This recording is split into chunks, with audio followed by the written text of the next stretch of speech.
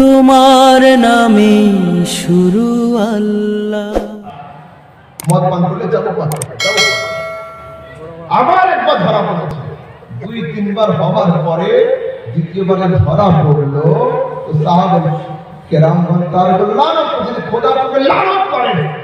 সঙ্গে সঙ্গে রাসূল সাল্লাল্লাহু আলাইহি ওয়াসাল্লাম বলেন লা তালআনুহু, খবরদার লানত করো না, গুনাহগার হতে পারে। ইন্নাহু ইউহিব্বুল্লাহ ওয়া রাসূলুহু, গুনাহগার অবশ্যই কিন্তু মুস্তাফার সঙ্গে মহব্বত করে থাকে। সুবহানাল্লাহ, আল্লাহু আকবার।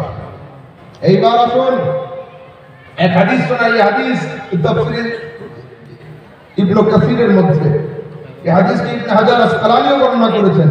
এই হাদিস মিশকাত শরীফের মধ্যেও আছে। মুহাব্বতে রাসূল সাল্লাল্লাহু তাআলা আলাইহি ওয়াসাল্লাম। শুনুন, একদিন রাসূল সাল্লাল্লাহু আলাইহি ওয়াসাল্লাম জিজ্ঞাসা করছেন, আইয়ুল খালক আ'জাবু ইলাইকুম ঈমানান। সাহাবায়ে কেরামদেরকে বসে জিজ্ঞাসা করছেন, তোমরা বলো তো দেখি আশ্চর্য রকম ঈমান কাদের?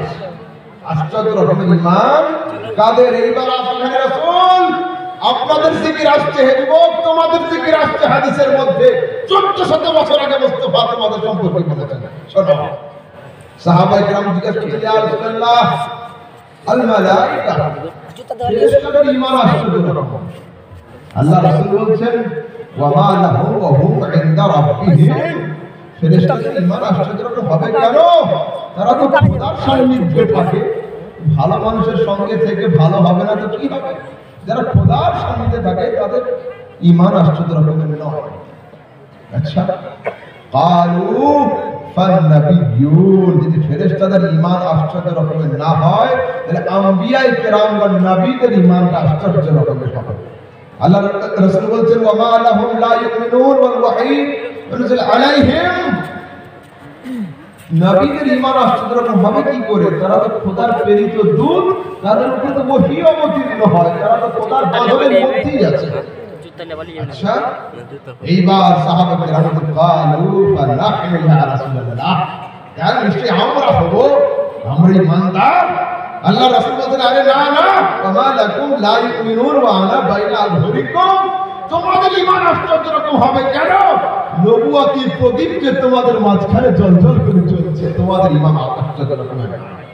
এইবার ফেরেশতারা হাত তুলে বলেন যে আল্লাহ রাসূল আপনি বলুন, ফেরেশতাদের ঈমান আশ্চর্য রকমের নয়, নবীদের ঈমান আশ্চর্য রকমের নয়, আমাদের ঈমানও নয় তো কারা? আল্লাহ রাসূল সাল্লাল্লাহু আলাইহি ওয়াসাল্লাম বলছেন, আ'জাবুল খালকি ইলাইয়া ঈমানান লাকওমুন ইয়াকুলুনা মিন বাদি, আরে তোমরা নয়, ফেরেশতারা নয়, নবীগণ নয়, তোমাদের পরে যে যুবকগুলো আসবে আমাকে না দেখেও আমার উপরে মরার জন্য প্রস্তুত হয়ে যাবে। যারা জালওয়ায়ে মুস্তাফা না দেখেও মুস্তাফার কলমা পড়বে, মুস্তাফার চেহারাকে না দেখেও মুস্তাফার উপরে ঈমান নিয়ে আসবে, তাদের ঈমান হলো আশ্চর্য রকমের। আপনাদের ঈমান, আমাদের ঈমান সম্পর্কে 1500 বছর আগে মুস্তাফা বলে গিয়েছেন সাহাবীদের সামনে যে সেই সমস্ত ভক্তদের ঈমান আশ্চর্য রকমের যারা জালওয়া না দেখেও আমাকে স্বীকার করে নিয়েছে। এইবার আপনাদেরকে থ্যাংক ইউ জানিয়েছে আল্লাহ রাসূল। হাদিস ইবনে হিব্বানের মধ্যে, হাদিস মুসনাদ আহমদ বিন হাম্বলের মধ্যে, ইবনে হাজার আসকালানি হাদিসকে লিখেছেন, আন আবি হুরায়রা তুবা লিমান রাআনি ওয়া আমানা বি, আল্লাহ রাসূল বলেন তাদেরকে ধন্যবাদ জানাই, একবার ভালো করে বুঝুন, তাদেরকে ধন্যবাদ জানাই যারা আমাকে দেখেছে এবং ঈমান নিয়ে এসেছে। তারপরে বলেন তুবা সাবআ মাররাতিন লিমান আমানা বি ওয়া লাম ইয়ারানি, আর তাদেরকে আমি নবী 7 বার থ্যাংক ইউ বলছি যারা আমাকে না দেখে আমার নামের কলমা পড়ে নিয়েছে। ইশক করতে হয় তো আমার আল্লাহর সঙ্গে করো, আশিক হতে হয় তো মুস্তাফার সঙ্গে করো, মুস্তাফার আশিক হয়ে যাও। তোমরা রাস্তায় বের হচ্ছ, মুহাব্বত করছো, একে অপরের সঙ্গে হাত ধরে টাউনে হাঁটছো, আমি গাড়িতে বসে বসে দেখি মাঝে মধ্যে হাত ঝাটকা দিয়ে ছেড়ে দিচ্ছ, কেউ ভাইয়া फिर एक ऊपर हाथ धर नीचे, अच्छा फिर हाथ झटका मार दो, क्या है? मेरे पड़ोस की आंटी देख रही है, खबर कर देगी, अम्मी को बहुत टाइम होगी। मैं कहता हूँ आप जिससे मोहब्बत करते हो वो दुनिया की भीड़ में आपके हाथ को झटका मारते हैं, मगर मैं जिसका नाम बताऊंगा, मैं जिसका पता बता दूंगा, उसका नाम मोहम्मद रसूलुल्लाह है। वो किसी का हाथ पकड़ते हैं, दुनिया तो दुनिया, आखिरत क़यामत की भीड़ में भी वो आपके हाथ को नहीं छोड़ेंगे। मुस्तफार संगे मोहब्बत করুন, মুস্তাফার সঙ্গে ইশক করুন, মুস্তাফার সঙ্গে জজ্বা পয়দা করুন। যে মুস্তাফা একবার তোমার হাতকে ধরে নেয়, দুনিয়া তো দুনিয়া, যতক্ষণ আপনাকে জান্নাতে না পৌঁছবে আপনার হাত কিন্তু মুস্তাফা ছাড়বে না। সুবহানাল্লাহ, বহুত খুব। খবরদার, আল্লাহ 1500 বছর আগে আমার নবী আপনাদেরকে আমাদেরকে 7 বার ধন্যবাদ জানাইছেন হাদিসের মধ্যে। নিজের সাহাবীদেরকে একবার জানিয়েছেন, আর আপনাদের 7 বার। আজ ভাই আফসোস, আমার এডুকেটেড ভাইয়েরা, যে নবী দুনিয়াতে আসার আগে 1000 বছর আগে আমাদের 7 বার আমাদের জন্য থ্যাংক ইউ মুবারকবাদ জানিয়ে গেল, আর সেই নবীর উপরে দরুদ পড়া চলবে কিনা, সালাত পড়া চলবে কিনা বিদআতের ফতোয়া খুঁজছে। হাই ইনসান, তোমাদের ডুবে মরা উচিত ছিল। যে মুস্তাফা আরশে মুআল্লাতে গিয়ে তোমার জন্য 50 ওয়াক্তের নামাজকে 5 ওয়াক্ত করিয়েছে, সেই মুস্তাফার উপরে দরুদ আনন্দ সালাম আলাইকুম পড়া চলবে কিনা ফির বিদআতের ফতোয়া খুঁজছো। আরে যদি মানুষ দুনিয়ার সমস্ত কাজকে ছেড়ে দিয়ে হোল লাইফ মুস্তাফার উপরে দরুদ আর সালাম পাঠ করতে থাকে, মুস্তাফার হক তোমাদের আদায় হবে। সুবহানাল্লাহ, সুবহানাল্লাহ। আল্লাহ রাসূল সাল্লাল্লাহু আলাইহি ওয়াসাল্লাম আল্লাহর দরবারে গিয়েছেন আপনাদের জন্য, আল্লাহর সঙ্গে কথোপকথন করেছেন, আপনাদের জন্য আল্লাহ পাকের থেকে শাফাআতের হুকুম নিয়েছেন, আপনাদের জন্য এক এক শাফাআতে 70,000 হতভাগাকে জান্নাতে পৌঁছবেন, আপনাদের জন্য খোদার সঙ্গে কথা বলেছেন, আপনাদের জন্য তাআলা হযরত ইমাম আহমদ জামাতাই মুস্তাফা, तेरा जाना हमारे लिए, तेरा आना हमारे लिए, तेरा गुफ्तगू करना हमारे लिए, तेरी बातें करना हमारे लिए। तो मुस्तफा, हम गुलामों की तरफ से पेश करते हैं जमीन और ज़मा तुम्हारे लिए, मकीन और मका तुम्हारे लिए, बने दो जहां तुम्हारे लिए, हम आए यहाँ तुम्हारे लिए, उठे भी वहां तुम्हारे लिए।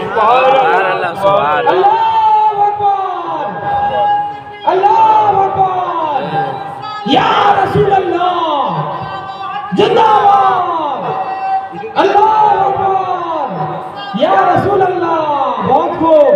अल्लाह तबारक व तआला रसूल मजलिसे বসে সামনে সাহাবায়ে কেরাম, রাসূল বলতে ইন্নী আ'রিফুল হাজার, আমি একটা পাথরকে এখনো পর্যন্ত মনে রেখেছি, আমি একটা পাথরকে মনে রেখেছি। সাহাবায়ে কেরাম, ইয়া রাসূলুল্লাহ কি পাথর সেটা? আকিদ পাথর, অন্য সুলাইমানের পাথর, কি পাথর? রাসূল বলেন না, রাস্তায় পড়ে থাকা পাথর। তো হুজুর, আরবে তো হাজার হাজার পাথর, একটা পাথর কেন? তো বলছে আল্লাযী ইউসাল্লিমু আলাইয়া, আমি যখন যখন যেতাম এই পাথরটা বলতো আসসালামু আলাইকা ইয়া রাসূলুল্লাহ। আমার নবী যদি আসসালামু আলাইকা ইয়া রাসূলুল্লাহ বললে ওয়ালা পাথরকে মনে রাখেন, আসসালামু আলাইকা ইয়া রাসূলুল্লাহ বললে ওয়ালা উম্মতিকে কি মনে রাখবেন না? সুবহানাল্লাহ। আমি তো সেটাই বলি, মুস্তাফা যদি কিয়ামতের দিনে বলে দেয় আয় আল্লাহ এটা আমার বেড়া পার হয়ে যাবে। दुनिया में जब तूने मुझे अपना बनाया है, महशर में भी कह देना ये है मेरा दीवाना। দুনিয়াতে যখন তুমি আমাকে আমার বলে মেনে নিয়েছো, কিয়ামতের দিনে একবার খোদার সামনে বলে দিও এটা আমার বেড়া পার। খবরদার, সেই রাসূলের উপরে দরুদ আর সালাম পাঠ করা, খবরদার, এই নিয়ে ফের আবার গবেষণা হচ্ছে, এই নিয়ে চিন্তা ভাবনা চলবে কি চলবে না।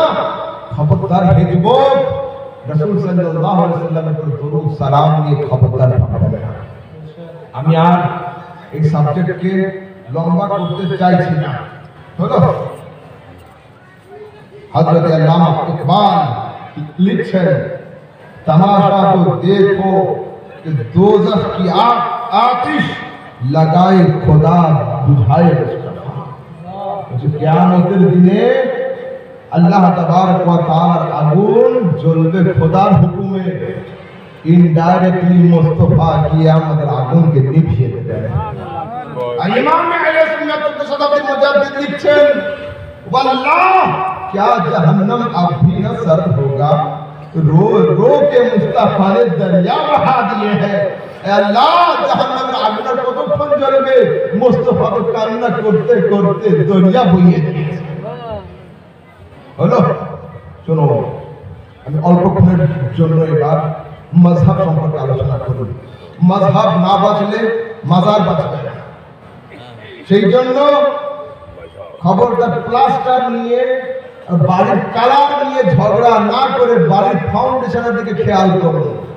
যে বাড়ির ভিত নড়নড় করছে, বাপ বলছে ভিতটা ঠিক করো বাবা, বাড়ি পড়ে যাবে। দুই ছেলে, বড় ভাই আর ছোট ভাই বাবা বলছে বাড়ির রংটা সাদা করবো, এ বলছে না হলুদ হলুদ করতে হবে, লাইটটা ভালো করবে। আরে বাবার কথা শোনো, বিল্ডিং এর ফাউন্ডেশনের দিকে খেয়াল করো। তো সুন্নিয়াত, এই সুন্নিয়াতের আকীদার দিকে আগে খেয়াল করুন। মাযহাব না বাঁচলে মাজার বাঁচবে না। হক কথা বলতে শিখুন। আল কাইলু আল ওয়াহিদু আলাল হক হুয়াল জামাআহ। সত্য কথা বলতে যদি একাই দাঁড়াতে হয়, দাঁড়িয়ে যান, সত্য কথা বলুন, টেনশন নেবেন না, খোদাও আপনার সাথে, মুস্তাফাও আপনার সাথে। সুবহানাল্লাহ, বেশক সত্য কথা বলতে শিখুন। মাযহাব মাযহাব মানব কেন? আমি এই সম্পর্কে অনেক ডিটেইলে আমি যাব না, জাস্ট অল্প করে আপনাদের সম্মুখে কিছু রিওয়ায়াত পাঠ করছি।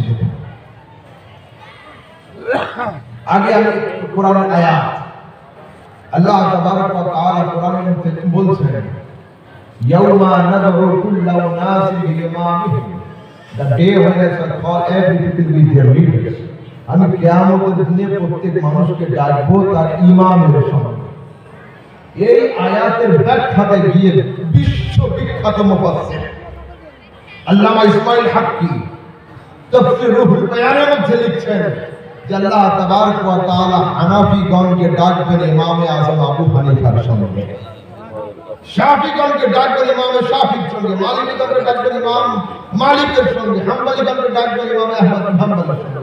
ये भारत, पाकिस्तान, अफगानिस्तान, चाइना, बांग्लादेश, एशियार समस्त कंट्री गुलो और सारा विश्वेर 80% मुस्लिम हलो हानाफी। আপনার টেনশন নেবেন না যে আমরা হানাফি না, না 80% মুসলিম সারা বিশ্বের হানাফি। কেন? আরো তো ইমাম থাকতো সবাই, এত হানাফি কেন বলছি। আসলে আমার ইয়ং জেনারেশন কিছু ভাই এডুকেটেড ভাই বলে ফেকারা ফাঁকা, এইটা ঠিক আছে না? বলছে ফেকারা ফাঁকা, এতে কিছুই থাকে না। খবরদার, এক হচ্ছে কনস্টিটিউশন, এক হচ্ছে ল।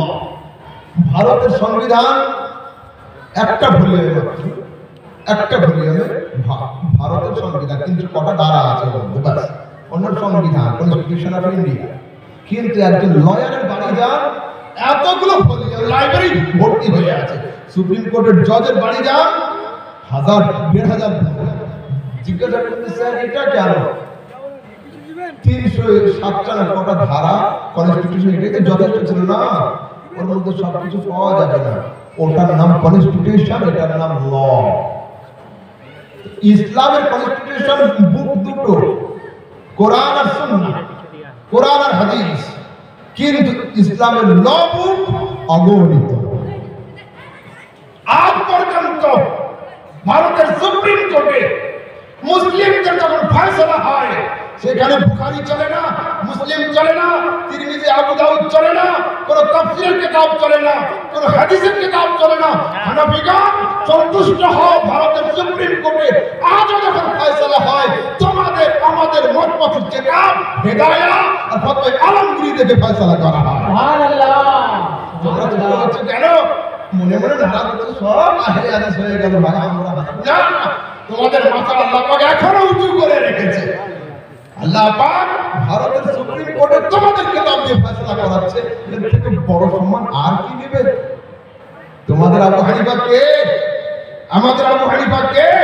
চলো লোক বলে ফেকা কি আছেন? হ্যাঁ হ্যাঁ ফেকা, ফেকা সরাসরি কোরআন শরীফের মধ্যে পারা নম্বর 11 সূরা তওবা আয়াত নম্বর 122 খুলে দেখুন, সেখানে ফিক শব্দের মাত্রা পাওয়া যায়।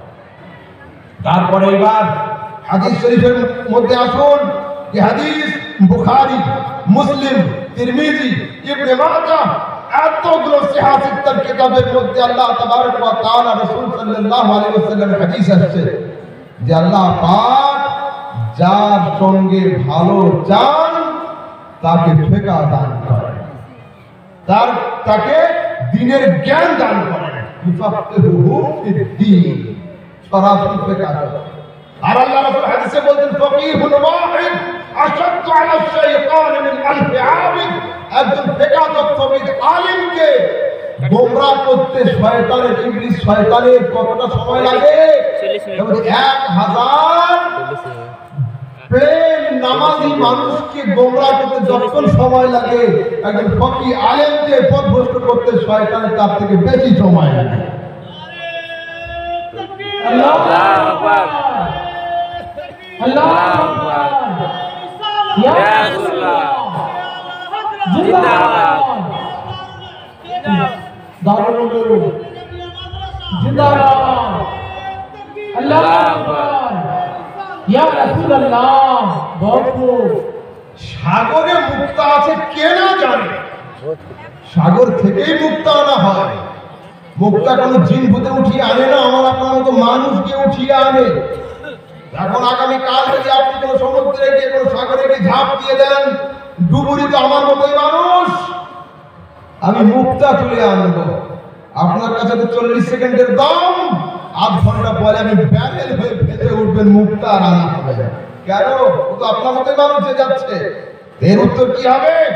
ও যখন যায় সরকারি ব্যবস্থাপনাতে যায়, ওর পিঠে একটা অক্সিজেনের সিলিন্ডার থাকে, তার নাকের ভিতরে পাইপ লাগানো থাকে, ওই নিয়ে 1 ঘন্টা, 1.5 ঘন্টা, 2 ঘন্টা, 5 ঘন্টা সমুদ্রের অতলের দিকে যায়, গিয়ে সেইখান থেকে মুক্তা নিয়ে আসে। পৃথিবীর second largest Ocean of the world, পৃথিবীর দ্বিতীয় বৃহত্তম মহাসাগর হচ্ছে আটলান্টিক মহাসাগর। এই আটলান্টিক মহাসাগরের আয়তন 106.4 মিলিয়ন বর্গ কিলোমিটার। এই আটলান্টিক মহাসাগরের গভীরতা কতটা? 27,480 ফুট হচ্ছে আটলান্টিক মহাসাগরের গভীরতা। বড় বড় সায়েন্টিস্ট পর্যন্ত আটলান্টিক মহাসাগরের গভীরতা নির্ণয় করে দিয়েছে 27,480 ফিট। কিন্তু কোরআন কোন সমুদ্র? হযরত মাওলা আলী বলেন ইন্নাল কোরআন বাহরুন লা ইউদরাকু কারুহু, কোরআন এমন এক অতল সমুদ্র যার গভীরতা নির্ণয় করা যায় না। সুবহানাল্লাহ। আটলান্টিক মহাসাগরের মতো বড় সমুদ্রের গভীরতা নির্ণয় করা যায়। সেই সমুদ্রে আপনি ঝাঁপ দিতে চাচ্ছেন না কেন? তিমির হামলা হতে পারে। কেন? ওতে কুমিরের হামলা হতে পারে। কেন? মাছের লোকমা হয়ে যেতে পারেন আপনি। যে সমুদ্রের গভীরতা আপনার জানা, সেই সমুদ্রে আপনি যদি পাড়ি দিতে রাজি না হন, আপনি সেই কোরআন নামের অতল সমুদ্রে পাড়ি দিতে যাচ্ছেন, তার গভীরতা জানা নেই। আল্লাহ পাক বলছেন যদি আটলান্টিক মহাসাগরে যাও, তিমির হামলা হবে। আর আমার কোরআনের কাছে যদি বা ফাঁকি না হয়ে আসো, ইউদিল্লু বিহি কাসীরা ওয়া ইয়াহদি বিহি কাসীরা, কোরআন পড়বে, গোমরাহ হবে, পথভ্রষ্ট হবে। কিন্তু আমি তো কোরআনের মুক্তা চাই, আমি চাই কোরআনের কাছ থেকে মুক্তা নেব। আমাদের জন্য সহজ উপায় কি? নিজে সমুদ্রে গিয়ে মুক্তা না খুঁজতে গিয়ে স্বর্ণকারের দোকানে গিয়ে 10 লাখ টাকা দিয়ে মুক্তা কিনে নেওয়া আমার জন্য সেফ। তো জগৎবাসী, কোরআন নামের অতল সমুদ্রে আমি গিয়ে মুক্তা আনতে পারবো না, হযরতরা গিয়ে পারবেন না, কিন্তু কোরআনে ডুব দেওয়ার জন্য ডুবুরি দরকার। তো কোরআন নামের অতল সমুদ্রে ডুব দিয়ে যিনি মুক্তা এনেছেন, সেই বড় ডুবুরির নাম হলো ইমাম আযম আবু হানিফা। নারে তাকবীর, নারে তাকবীর, নারে রিসালাত, নারে রিসালাত, মাসলাকে আলা হযরত, মাসলাকে আলা হযরত, নারে তাকবীর, নারে রিসালাত। বহুত খুব। এবার রাসূল সাল্লাল্লাহু আলাইহি সাল্লামের শেষ জীবনে 1,14,000 সাহাবী ছিল। ইমাম খতিব বাগদাদি লিখছেন এই কথা, মুকাদ্দমা ইবনে সালাহর মধ্যে এই কথা লেখা, ইবনে কাসীর এই কথা বর্ণনা করেছেন, জাইনুদ্দিন ইরাকিও লিখেছেন ফাতুল মুগীথের মধ্যে, ইমাম সাখাবীও লিখেছেন যে রাসূল সাল্লাল্লাহু আলাইহি সাল্লাম শেষে 1,14,000 সাহাবী ছিল। কত? 1,14,000। এই 1,14,000 সাহাবীর মধ্যে মুফতি সাহাবী কজন ছিলেন? মাত্র 10 জন ছিলেন মুফতি সাহাবী, মাত্র 10 জন ছিলেন ফকিহ সাহাবী, মাত্র 10 জন ছিলেন মুজতাহিদ সাহাবী। এখন প্রশ্ন হলো আবু হানিফাকে মানবো কেন? আবু বকর কার মেনেছে, ওমর কার মেনেছে, ওসমান কার মেনেছে, আলী কার মেনেছে, সাহাবায়ে কেরাম কাকে মানতেন? আমরা তাকেই মানবো। দেখো আমরা তাকেই মানি, তারা তাকে মেনেছে। যুক্তিতে আসে, ভালো করে বুঝুন। পুকুর আছে আপনাদের এখানে আশেপাশে, পুকুর বা নদী, নদীর ধারে জমি আছে না আপনাদের? জমি চাষ হয়। যে জমিটা নদীর পরে ফার্স্ট প্লট, পুকুরের পরে ডোবার পরে ফার্স্ট প্লটে আছে, সেই জমিতে যখন পানি দেওয়ার প্রয়োজন হয়, সেচ করার প্রয়োজন হয়, ওই পাইপ লাগাতে হয় না, সরাসরি মেশিনকে পুকুরের ধারে বসিয়ে দেওয়া হয়, একটা পাইপ পুকুরে লাগানো হয়, জমির দিকে পাইপ দেওয়ার প্রয়োজন হয় না, কারণ মেশিন 20 ফুট দূরে পানি ফেলে দেবে সরাসরি আপনার জমিতে। কিন্তু আপনার জমি যদি 5 বিঘা পরে হয়, 100 বিঘা পরে হয়, তখন এই মেশিনের মুখ থেকে পাইপ লাগাতে হয়, ডেলিভারি লাগাতে হয় আপনার জমি পর্যন্ত পানি নিয়ে যাওয়া। তো আবু বকর সিদ্দিক কাকে মানবে, উমর কাকে মানবে? এই জন্য আবু বকর, উমর, উসমান, আলী, তালহা, জুবাইর, বেলাল তারা মুস্তাফাই সাগরের চারিদিকে বসবাস করত। সামনে ছিল মুস্তাফাই সমুদ্র। যখন যখন মশলা জিজ্ঞাসা করার প্রয়োজন হয়েছে, সরাসরি কেউ যে ইয়া রাসূলুল্লাহ ওযু কি করে করব? রাসূল পানি নিয়ে এসে এইভাবে করো। হুজুর নামাজ কি করে পড়বো? সাল্লু কামা রাআইতুমুনি উসাল্লি, যেমন আমি পড়ছি তেমন পড়ো। তাদের যখনই প্রয়োজন হয়েছে সরাসরি নবীর কাছে জিজ্ঞাসা করেছে। কিন্তু আমাদের জমি 1,500 বছর দূরে, তা আমরা মুস্তাফাই পানি তো চাই। মুস্তাফাই পানি আমাদের পর্যন্ত আসার জন্য কখনো আবু বকরের পাইপ, উমরের পাইপ, উসমানের পাইপ, সাহাবীর পাইপ, তাবেঈর পাইপ, তাবেঈর পাইপ, আবু হানিফার পাইপ আমাদের কাছে দ্বীনে মুস্তাফাকে পৌঁছে দিয়েছে। সুবহানাল্লাহ। এগুলো অবস্থার তাগিদে, যুগের কারণে, অন্যথা এই কথা নয় যে আমি ওনাদেরকে মানি না বা আবু হানিফা রাহমাতুল্লাহ আলাইহি মানতেন। শুনুন আমাদের আবু হানিফা কে ছিলেন, আমাদের ইমাম কে ছিলেন? ইমাম আমাশ আবু হানিফা রাহমাতুল্লাহ আলাইহির উস্তাদ ছিলেন। তো উনি 100 খানা হাদিস ইমাম আমাশ ইমাম আবু হানিফা শিখিয়েছেন। কতগুলো? 100 হাদিস। একদিন ইমাম আমাশ ইমাম আবু হানিফা বসে আছেন, একটা লোক এসেছে, বলছে হুজুর এই মশলা কি হবে, এই মশলা কি হবে, এই মশলা কি হবে? ইমাম আমাশ বলছেন আমার জানা নেই। কে? মুহাদ্দিস ইমাম আবু হানিফার উস্তাদ। ইমাম সাহেব বলছেন হুজুর যদি হুকুম দেন আমি উত্তরটা দিয়ে দিই। তো বলছেন বলো আবু হানিফা। উনি সমস্ত প্রশ্নের উত্তর দিয়েছেন। ওনার শিক্ষক ইমাম আমাশ যুগ বিখ্যাত মুহাদ্দিস বলছেন আবু হানিফা তুমি কি করে উত্তর দিলে? কোন হাদিস থেকে? তবে যে হাদিসগুলো আপনি আমাকে পড়িয়েছিলেন এটা সেই হাদিস থেকে। তো ইমাম আমাশ বলছেন ইয়া মাশারাল ফুকাহা, উনি বলছেন ইয়া আবু হানিফা হাদাসতুকা মিয়াত হাদিস হাদাসতুকা ফি মিয়াত ইয়াউমিন ওয়া তুহাদ্দিসুনি বিহা ফি ইয়াউমিন ওয়াহিদিন। আমি তোমাকে 100 খানা হাদিস 100 দিনে শিখিয়েছিলাম, তুমি 100 খানা হাদিস আমাকে একদিনে শুনিয়ে দিলে। ইয়া মাশারাল ফুকাহা আনতুমুল আতিব্বা ওয়া নাহনু সায়াদিনা ওয়া আনতুম আখাযতুম ইলা তারফাইন। শুনে রাখো আবু হানিফা, তোমরাই হলে এমবিবিএস, আমরা মুহাদ্দিসগণ হলাম ওষুধ বিক্রেতা। আপনি যখন বডি চেকআপ করাতে যান এমবিবিএস এর ঘরে, কি থাকে তার সামনে টেবিলের উপরে? সাদা 2-4টে পেজ, একটা পেন, বাস, আর কিছু নয়। আর প্রেসক্রিপশন নিয়ে যখন ফার্মেসিতে আসছে ওষুধ কিনতে, 1000 ওষুধ দিয়ে বসে আছে। বড় ডাক্তার কে? উনি নাই, উনি যিনি ঘরে আছেন সাদা পেন আর খাতা নিয়ে, উনি এমবিবিএস। ওষুধ যার কাছে আছে ও কিন্তু এমবিবিএস নয়। তো আবু হানিফা রাহমাতুল্লাহ আলাইহি হাদিস কই? আরে শুনুন, আপনি যেগুলো ওষুধের নাম দেখে দেখে পড়েন, এমবিবিএস ওষুধের নামগুলো মগজে লুকিয়ে রেখেছে, মগজে ডাউনলোড করে রেখেছে। তো তুমি যে হাদিসগুলো খাতাতে লিখে রাখো, আবু হানিফা এমবিবিএস ওই হাদিসগুলোকে মগজে লিখে রেখেছে। আল্লাহু আকবার, আল্লাহু আকবার, ইয়া রাসূলুল্লাহ জিন্দাবাদ, अल्लाह अकबर। तमाम फारगिन से मुल्तमिस हूँ आप हजरात जल्द स्टेज पे आ जाए। जामिया हाज़ा के तमाम फारगिन से मुल्तमिस हूँ आप हजरात जल्द स्टेज पे आ जाए। এই বার শুনুন, ইমামে আযম আবু হানিফা আমাদের ইমাম, আপনাদের ইমাম, দুনিয়ার 80% মুসলমানের ইমাম সম্পর্কে আল্লাহ পাকের রাসূল বলছেন, লাউ কানাল ইলমু বিসুরাইয়া, যদি ইলম সুরাইয়া নামের উঁচু নক্ষত্রে থাকে, পারস্যের অধিবাসী সেই ইমানকে সুরাইয়া নামক নক্ষত্র থেকে নামিয়ে নিবে।